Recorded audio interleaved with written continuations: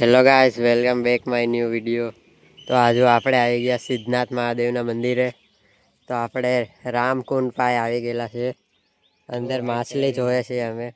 જો કેવી દેખાય આમાં, તો જો કેવી દેખાય આમાં દેખાય કાં કાંઈ દેખાય આ રિઝલ્ટ જો ને આમાં દેખાય બેઠે દેખાય। જો ઓલી જો ગાઈસ અંદર કેવી માછલી દેખાઈ રહી છે।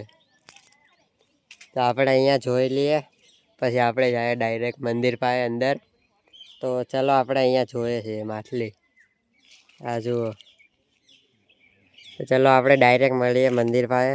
તો બન્યા રહેજો વિડીયોમાં। તો જોઈ શકો છો ગાઈસ, આવું કાંક મંદિર છે સિદ્ધનાથ મહાદેવનું। અહીંયા રોહિતની પ્રતિમા છે 2। હા, તો ચલો આપણે અંદર જાશું હવે। થોડી વાર રહીને અહીંયા બેસેલા છે આપણે। તો અત્યારે તો બહુ ભીડ નથી, શ્રાવણ મહિનામાં બહુ ભીડ રહી અહીંયા। પ્રસિદ્ધ મંદિર છે એટલા પણ આ મંદિરનો ઇતિહાસ લખેલો છે, સિદ્ધેશ્વર તીર્થનો પ્રભાવ। તો આપણે એ વાંચશું હમણાં થોડીક વાર પછી। અંદર જઈને જોયા, વિડીયો ઉતારવા દે કે ખબર નહીં। તો આપણે અંદર જોઈને જાણ કરીશું। આપણે મળીએ થોડી વાર પછી, તો વિડીયોમાં બન્યા રહેજો। તો ગાઈસ આપણે જવાના છીએ મંદિરમાં, ચાલો અંદર।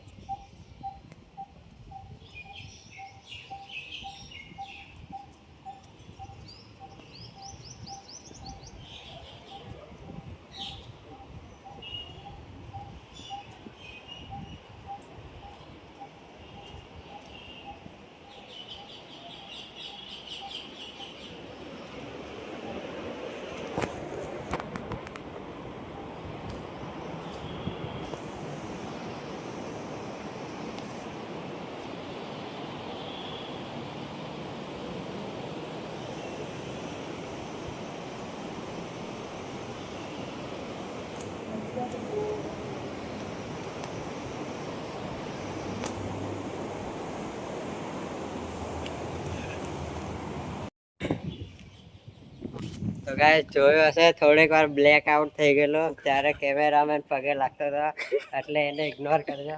આ બીજું શિવજીનું મંદિર છે, આપણે ત્યાં જાય। નંદીજી મહારાજ છે, અહીંયા પણ લિંગ છે જો।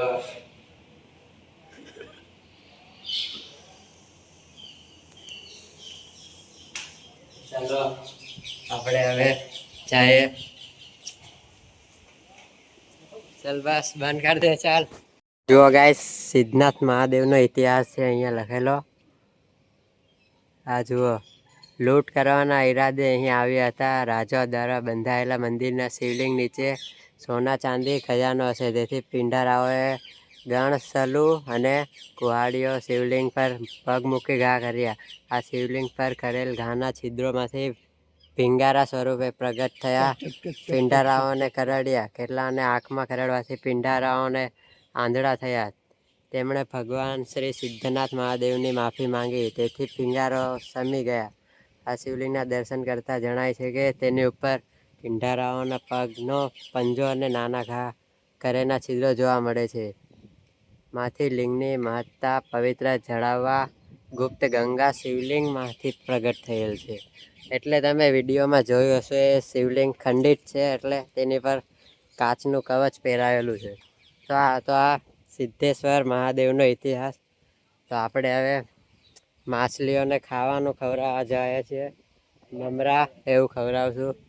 આ જુઓ, મંદિર આવું છે, અત્યારે કંઈ ભીડ જ નથી, એટલે અમે આવેલા છે। શ્રાવણ મહિનામાં ઊભા રહેવાની જગ્યા ન હોય, એટલું ભીડ હોય।